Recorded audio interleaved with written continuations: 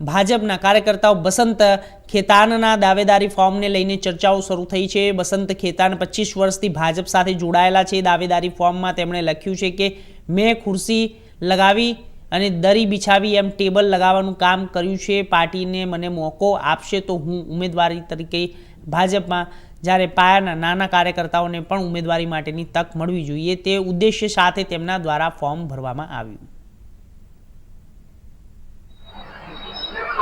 नमस्ते, मेरा नाम बसंत खेतान है।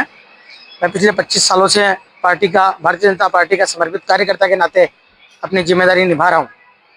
और वार्ड नंबर 22 के सूरत महानगर पालिका के चुनाव में मैंने वार्ड नंबर 22 से बीजेपी से दावेदारी का फॉर्म भरा है। पिछले 25 सालों में मैंने जो काम किया है, सामान्य तौर पर हर कार्यकर्ता करता है।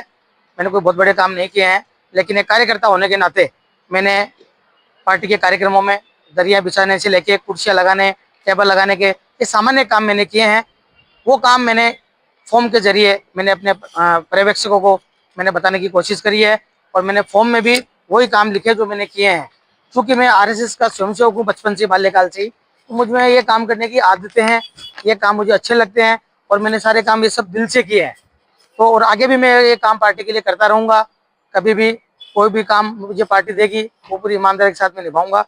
वही चीज़ मैंने इस फॉर्म के जरिए अपने पार्टी को बताई है।